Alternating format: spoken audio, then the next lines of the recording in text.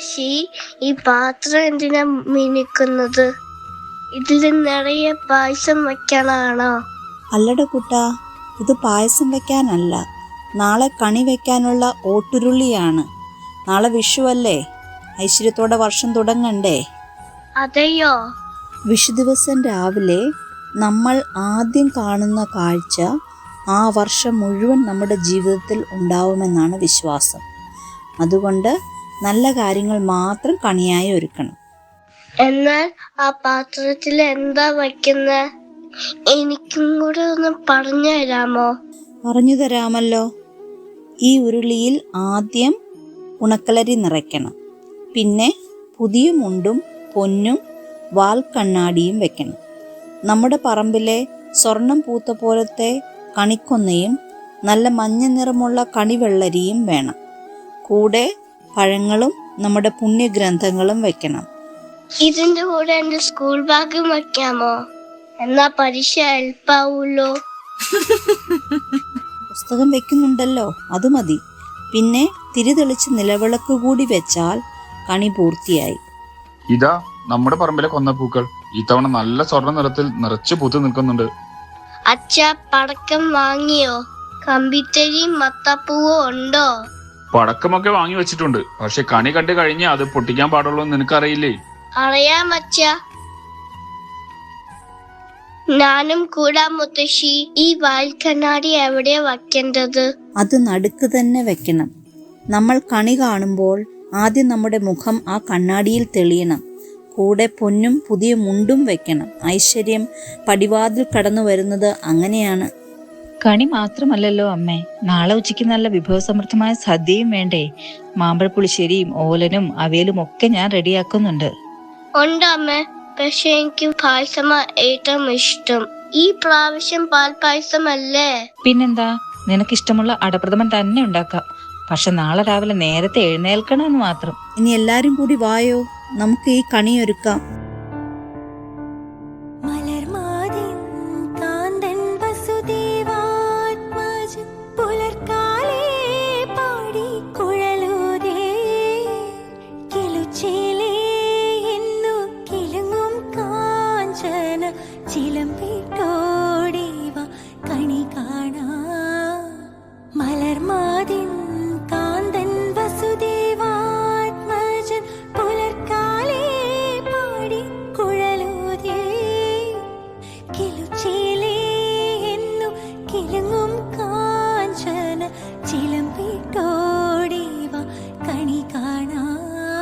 Hi, ഈ തവണത്തെ കണിയൊരുക്കം അതിമനോഹരമായിട്ടുണ്ടല്ലോ. കാണുമ്പോൾ തന്നെ ഒരു ഐശ്വര്യമുണ്ട്.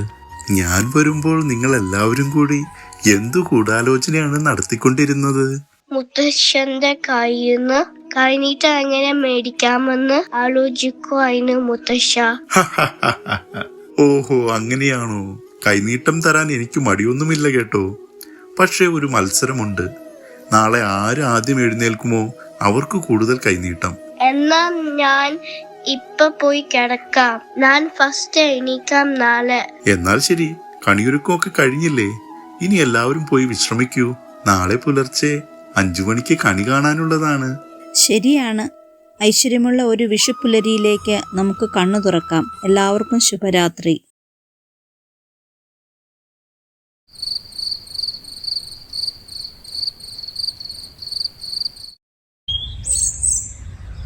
कौसल्या सुप्रजा रामपूर्वा सन्ध्या प्रवर्तते उत्तिष्ठ नरशार्दूल कर्तव्यं दैवमान्तिकम्.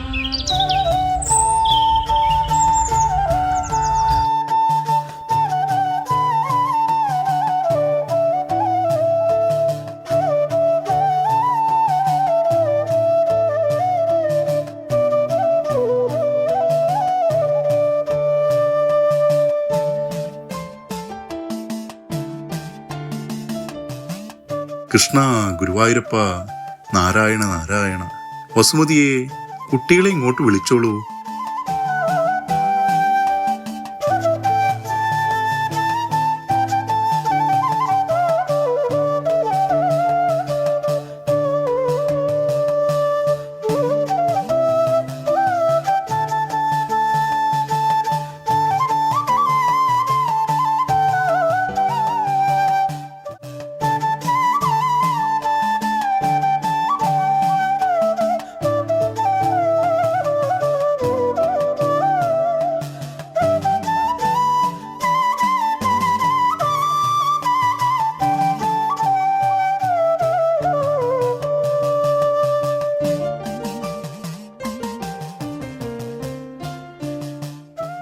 ഇനി എല്ലാവരും വിഷു കൈനീട്ടം വാങ്ങാൻ വന്നോളൂ.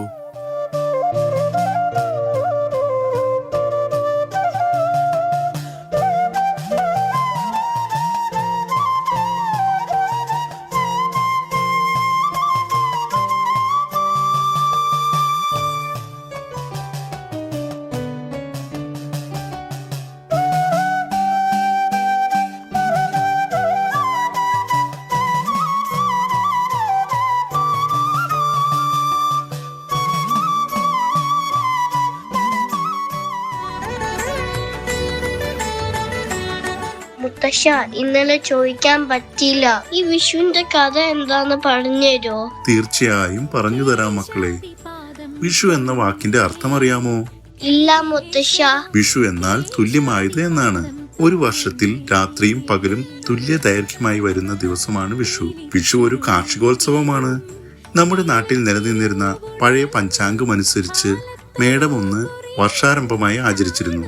അടുത്ത ഒരു വർഷത്തേക്കുള്ള സമ്പൽ സമൃദ്ധിയെയും ഐശ്വര്യത്തെയുമാണ് വിഷുക്കണി കൊണ്ടും വിഷു കൈനീട്ടം കൊണ്ടും ഉദ്ദേശിക്കുന്നത്.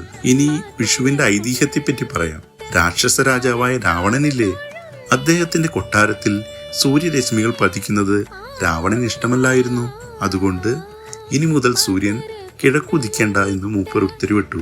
രാവണനെ പേടിച്ച് സൂര്യൻ പിന്നെ കിഴക്കുദിക്കാതെയായി അത്രേ. ഭഗവാൻ ശ്രീരാമൻ രാവണനെ വധിച്ച ശേഷം സൂര്യൻ വീണ്ടും പഴയ പോലെ ഉദിച്ച ദിവസമാണ് വിഷുവായി ആഘോഷിക്കുന്നതെന്ന് പറയപ്പെടുന്നു. അതുകൂടാതെ ഭഗവാൻ ശ്രീകൃഷ്ണൻ അഹങ്കാരിയായ നരകാസുരനെ വധിച്ചതിന്റെ ഓർമ്മയ്ക്കായിട്ടാണ് വിഷു ആഘോഷിക്കുന്നത് എന്നാണ് മറ്റൊരു ഐതിഹ്യം. ഇതറിഞ്ഞത് നന്നായി അമ്മേ. വിഷുവിന്റെ ഐതിഹ്യം എനിക്കും അറിയില്ലായിരുന്നു. ഇപ്പോഴത്തെ തലമുറയ്ക്ക് ഇതൊന്നും അറിയില്ല. മോളെ, ഇന്ന് വിഷുവായിട്ട് ഇവിടെ എന്തൊക്കെയാ ആഘോഷം? ഞങ്ങൾ പ്രവാസികൾക്ക് എന്ത് വിഷുവും ഓണവും ഒക്കെ അച്ഛാ. ജോലി കഴിഞ്ഞല്ലേ എല്ലാം ഉള്ളൂ. പിന്നെ ഇന്ന് അവധി ആയതുകൊണ്ട് നമുക്കെല്ലാം ഒരുമിച്ച് വിഷു ആഘോഷിക്കാം. ഞങ്ങൾ പ്രവാസികൾക്കുള്ള ഏക ആശ്വാസം മാസ് പോലെയുള്ള സംഘടനകൾ നടത്തുന്ന ആഘോഷങ്ങളാണ്. അതിൽ എടുത്തു പറയേണ്ട കാര്യം എന്തെന്ന് വെച്ചാൽ, വിഷു, ഓണം, ക്രിസ്മസ് എന്ത് തന്നെ ആയാലും മാസ് അതിന്റെ തനിമ നിലനിർത്തിക്കൊണ്ടുള്ള ആഘോഷങ്ങളാണ് നടത്തി വരാറുള്ളത്. അതിലൊക്കെ പങ്കെടുക്കുമ്പോൾ ഞങ്ങൾക്ക് നാട്ടിലെത്തിയ ഒരു പ്രതീതിയാണ് ഉണ്ടാവാറുള്ളത്. എന്നാൽ നമുക്ക് സദ്യക്കുള്ള ഒരുക്കങ്ങൾ തുടങ്ങിയാലോ? ശരി അമ്മേ, നമുക്ക് പ്രോഗ്രാമിന് നേരത്തെ എത്തേണ്ടതല്ലേ?